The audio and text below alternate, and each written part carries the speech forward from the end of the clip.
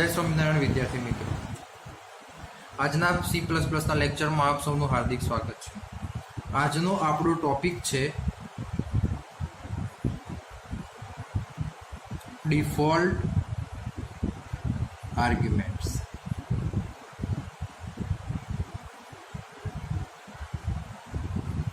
તો default argument પહેલા તો છે શું?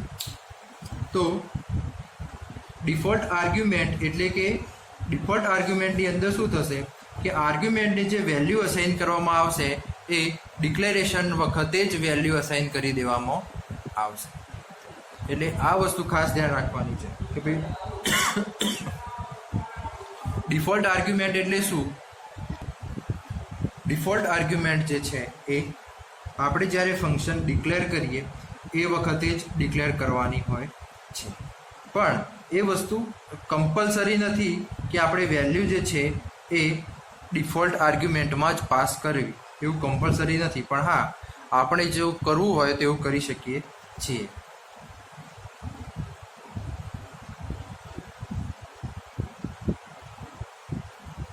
ઓકે, એટલે અને જ્યારે આપણે કોઈ વેલ્યુ જે છે એ પાસ ના કરીએ તો જો બાય ડિફોલ્ટ આપણે કોઈ વેલ્યુ પાસ કરેલી હોય તો એ ડિફોલ્ટ આર્ગ્યુમેન્ટ તરીકે પણ જઈ શકે છે। તો સૌથી પહેલાં આપણે જોઈએ કે ડિફોલ્ટ આર્ગ્યુમેન્ટ છે શું? તો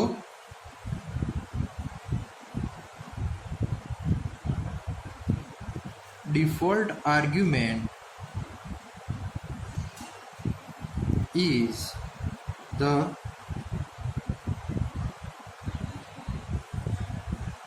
argument that is assigned value at the time of declaring the function। એટલે કે ડિફોલ્ટ આર્ગ્યુમેન્ટ શું છે? તો argument that assign the value at the time of declaring the function। એટલે કે જે વેલ્યુ જે છે એ ફંક્શન ડિક્લેર કરીએ ત્યારે અને ત્યારે જ જે છે અસાઇન કરી દેવાની, પણ it is not compulsory to pass value for the default argument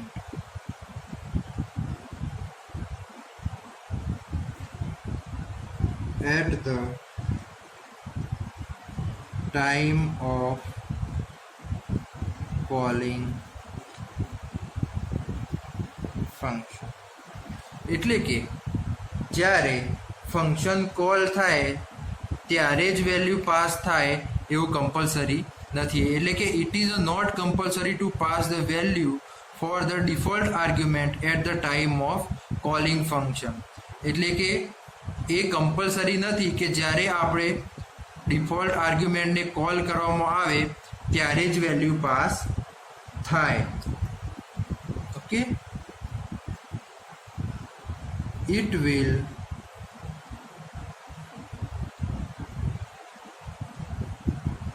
automatically assign default value that is specified at the time of declaring function। એટલે કે it will automatically assign the default value that is specified at the time of declaring the function। એટલે કે જ્યારે function call કરવામાં આવે ત્યારે જ value pass થાય એવું કમ્પલસરી ફરજિયાત નથી, પણ જ્યારે આ આપણા ફંક્શનને કોલ કરવામાં આવશે ત્યારે ફંક્શન ડિક્લેરેશનમાં આપણે જે ડિફોલ્ટ વેલ્યુ સેટ કરેલી હશે એ વેલ્યુ જે છે એ કોલ થશે. એટલે કે it will automatically assign a default value that is specified at the time of declaring the function. એટલે કે જે ડિફોલ્ટ આર્ગ્યુમેન્ટ્સ હશે એ ડિફોલ્ટ આર્ગ્યુમેન્ટમાં જ્યારે ફંક્શન ડિક્લેર કરવામાં આવ્યું હશે અને એ વખતે જે વેલ્યુ અસાઇન કરવામાં આવી હશે એ ઓટોમેટિકલી અસાઇન થઈ જશે. એટલે કે એ ઓટોમેટિકલી અસાઇન થશે. એના માટે કમ્પલસરી નથી કે ભાઈ જ્યારે ફંક્શન કોલિંગ થાય ત્યારે જ જે છે એ વેલ્યુ પાસ થાય. ઓકે, હાઉએવર એટલે કે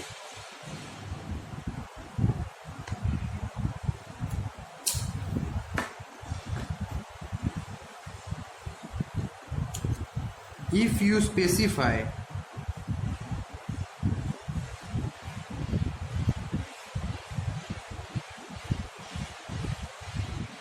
value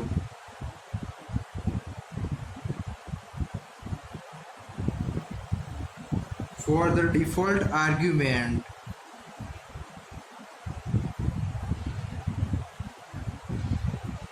explicitly at the time of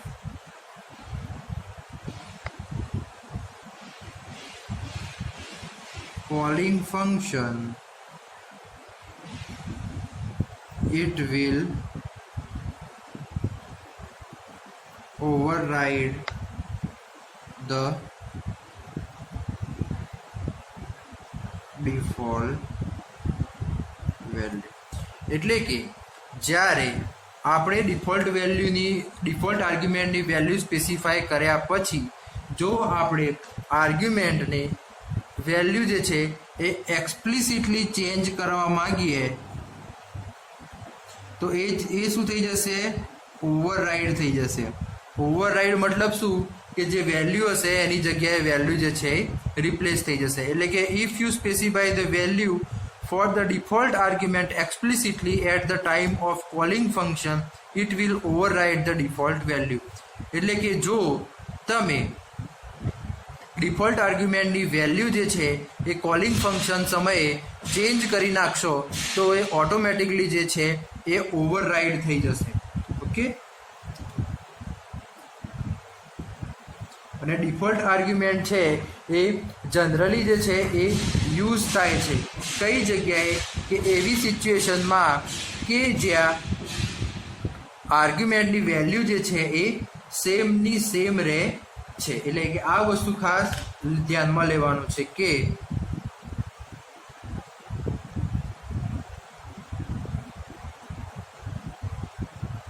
default value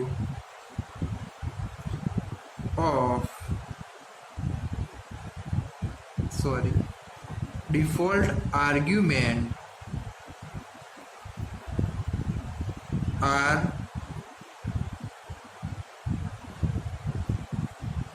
widely used in situation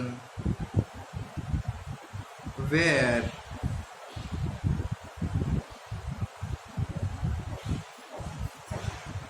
value of some argument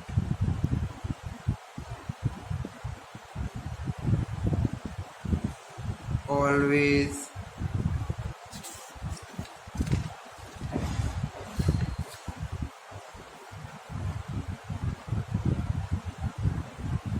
remain same. એટલે કે ડિફોલ્ટ આર્ગ્યુમેન્ટ એ જગ્યાએ યુઝ થશે કે જ્યાં આર્ગ્યુમેન્ટ જે છે એ સેમની સેમ રહેશે, ચેન્જ થતી નથી. અને એક મોસ્ટ આઈએમપી વસ્તુ કે ડિફોલ્ટ આર્ગ્યુમેન્ટ જે છે એ લેફ્ટ ફંક્શન પ્રોટોટાઇપની અંદર રાઇટ ટુ લેફ્ટ જ જે છે એ પ્રોસીડ કરશે. એટલે કે જુઓ default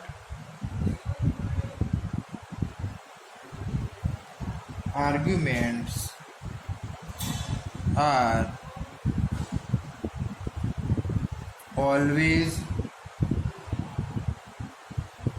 specified from right to left in function prototype.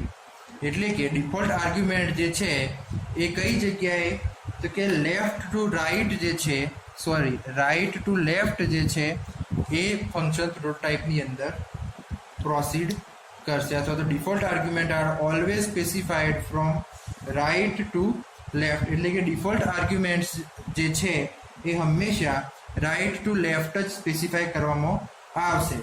For example આપણે જોઈએ કે એક એક્ઝામ્પલ લખેલું છે કે ફ્લોટ એરિયા, અને કૌંસમાં લખ્યું છે આપણે ફ્લોટ રેડિયસ અને float pi is equal to 3.40. Okay, અને બીજું એક એક્ઝામ્પલ લખીએ કે જેની અંદર લખ્યું છે કે float area float pi is equal to 3.40 અને ફ્લોટ રેડિયસ. તો આવી રીતે બે ફંક્શન લખેલા છે. તો હંમેશા યાદ રાખવાનું કે આપણું આ જે છે એ રાઈટ છે, જ્યારે આ જે છે એ રોંગ છે. કેમ?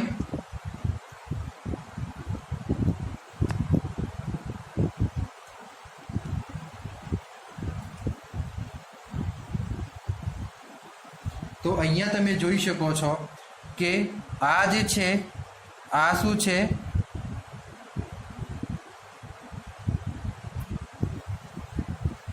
Default arguments. ઓકે, એવી જ રીતે આ સેકન્ડ ફંક્શન છે, તો આ જે છે એ ડિફોલ્ટ આર્ગ્યુમેન્ટ્સ છે. તો આ બંને ડિફોલ્ટ આર્ગ્યુમેન્ટ્સની અંદર તમે અહીંયા જોઈ શકો છો કે આ ડિફોલ્ટ આર્ગ્યુમેન્ટ જે છે એ રાઈટ ટુ લેફ્ટ સ્પેસિફાઈ કરવામાં આવ્યું છે. એટલે કે આ જે છે એ રાઈટ ટુ લેફ્ટ સ્પેસિફાઈ કરવામાં આવ્યું છે, જ્યારે અહીંયા જે છે એ એટલે કે લેફ્ટ ટુ રાઈટ જે છે એ સ્પેસિફાઈ કરવામાં આવ્યું છે. એના લીધે થઈ અને લેફ્ટ ટુ રાઈટ જે છે, લેફ્ટ ટુ રાઈટ જે છે એ ખોટું છે અને રાઈટ ટુ લેફ્ટ જે છે એ સાચું છે. એટલે કે according to this default argument are always specified from the right to left. એટલે કે હંમેશા જે છે ડિફોલ્ટ આર્ગ્યુમેન્ટ જે છે એ હંમેશા જમણી બાજુ જ લખાશે. એટલું ખાસ યાદ રાખવાનું. એટલે this is the right side and this is the left side, so always the right side from the left side. Okay, let's see one example.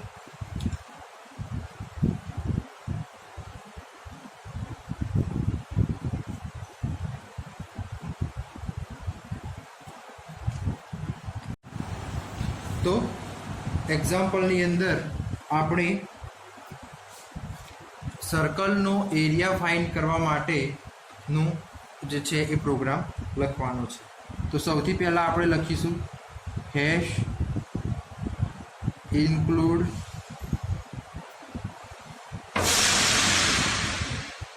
iostream dot H, પછી આપણે લખીશું ઇન્ટીઝર મેઇન.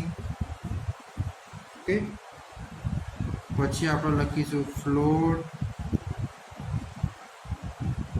રેડિયસ, અહીંયા આપણે લખીએ છીએ float area float R અને અહીંયા લખીએ છીએ float pi is equal to 3.40. તો આ શું છે? ફંક્શન કોલ છે. હવે આપણે શું લખીશું? સી આઉટ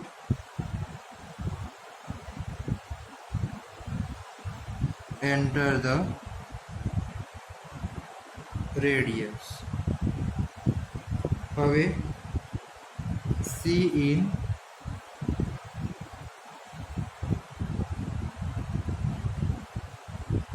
રેડિયસની અંદર આપણે શું કરીશું? આપણે રેડિયસની વેલ્યુ સ્ટોર કરાવડાવીશું.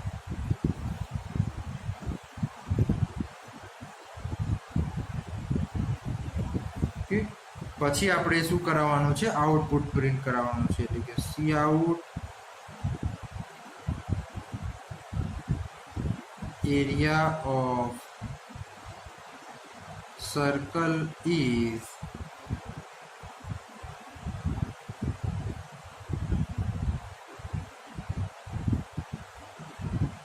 આપણે અહીંયા લખીશું એરિયા રેડિયસ. ઓકે, અહીંયા સેમિકોલન, રિટર્ન 0, મેઇન ફંક્શન આપણું પૂરું. હવે જે છે એ આપણે શું લખવાનું છે? એનું ફંક્શન લખવાનું છે.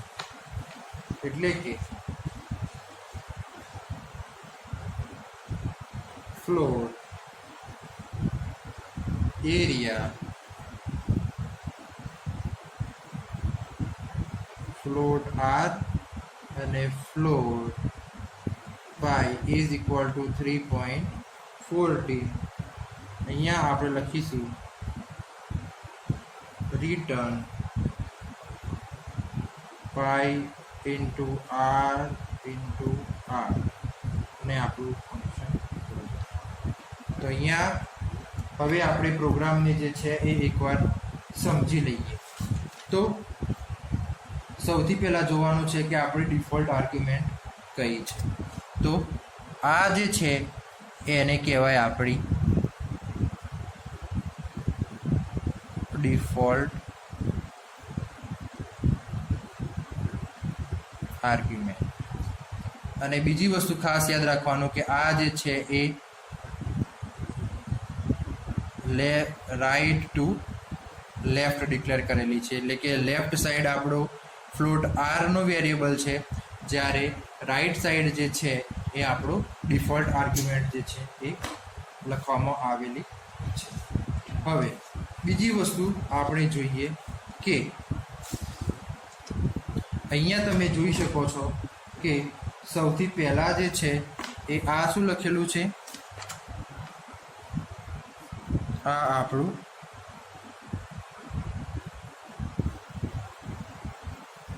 મેઇન ફંક્શન છે. ઓકે, હવે આ જે છે આને શું કહેવાય? ઇટ ઇઝ કોલ્ડ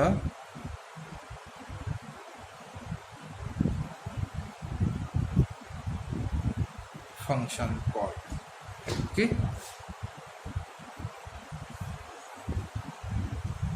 એટલે કે આ જે છે એ એનું ફંક્શનનું ડિક્લેરેશન છે સૌથી પહેલાં. Function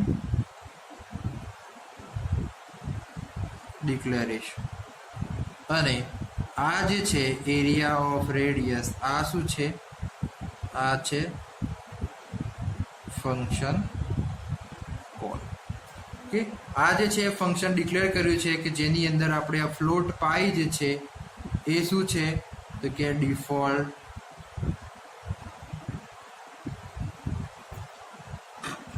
argument. ઓકે, સૌથી પહેલાં iostream main radius. Okay, float radius નામનો વેરિયેબલ લીધો છે અને ફ્લોટ આર અને float pi is equal to 3.40. હવે ખાસ યાદ રાખવાનું છે કે જ્યારે આપણે ફંક્શન કોલ કરીએ છીએ ત્યારે જે છે એ સિમ્પલી ખાલી રેડિયસ એટલે કે જે વેરિયેબલ જે આર્ગ્યુમેન્ટ આપણે છે સિમ્પલ એ જ આર્ગ્યુમેન્ટની વેલ્યુ પાસ કરવાની છે, જ્યારે ડિફોલ્ટ આર્ગ્યુમેન્ટની વેલ્યુ આપણે પાસ કરવાની નથી. ક્યારે? જ્યારે આપણે ફંક્શન કોલિંગ કરાવડાવીએ ત્યારે. એટલે અહીંયા જુઓ તમે એરિયા રેડિયસ એટલે કે એરિયામાં ખાલી રેડિયસની વેલ્યુ પાસ થશે. પાઈની વેલ્યુ જે છે એ ડિફોલ્ટ આર્ગ્યુમેન્ટમાંથી જ લેવામાં આવશે. એટલે કે આ કોન્સેપ્ટ છે ડિફોલ્ટ આર્ગ્યુમેન્ટનો, કે જ્યારે મેં ફંક્શન એકવાર ડિક્લેર કર્યું અને એ વખતે મેં default argument float pi is equal to 3.40 declare કર્યું. જ્યારે હવે હું આ ફંક્શનને કોલ કરું છું તો મારે ખાલી એકલી આરની વેલ્યુ જ પાસ કરવાની છે. જ્યારે આ ડિફોલ્ટ આર્ગ્યુમેન્ટની વેલ્યુ જે છે એ ઓટોમેટિકલી ડિક્લેરેશનમાંથી જ અંદર જતી રહેશે અને પ્રોસેસ થશે. એટલે જ્યારે હું એરિયા ઓફ રેડિયસને કોલ કરાવડાવીશ તો એ વખતે જે છે એ કંટ્રોલ ટ્રાન્સફર થઈ અને અહીંયા આવશે ફ્લોટ એરિયા, અને અહીંયા જે છે એ રેડિયસની વેલ્યુ સીધી પાસ થશે અને પાઈની વેલ્યુ એ ડિફોલ્ટ આર્ગ્યુમેન્ટમાંથી આવશે. એટલે કે અહીંયા 3.14 જે છે એ ડિફોલ્ટ આર્ગ્યુમેન્ટમાંથી આવશે અને આરની વેલ્યુ જે છે એ હું જે એન્ટર કરાવડાવીશ એ પ્રમાણે આવશે અને આપણને આન્સર મળશે 314. સપોઝ કે radius is equal to R હું એન્ટર કરાવડાવું, આર ઇઝ ઇક્વલ ટુ 10 હું એન્ટર કરાવડાવું છું રેડિયસની વેલ્યુ, તો 3.14 જે છે એ અહીંયાથી ડિફોલ્ટ આર્ગ્યુમેન્ટમાંથી આવશે અને આ જે રેડિયસની વેલ્યુ જે છે એ રેડિયસની વેલ્યુ અહીંયાથી અહીંયા આવશે. ઓકે, અને આવી રીતે જે છે આખી પ્રોસેસ થશે. તો આ જે છે આપણો ડિફોલ્ટ આર્ગ્યુમેન્ટનો કોન્સેપ્ટ હતો. હવે આપણે આગળ મળીશું નવા કોન્સેપ્ટ સાથે. ત્યાં સુધી જય શ્રી સ્વામિનારાયણ.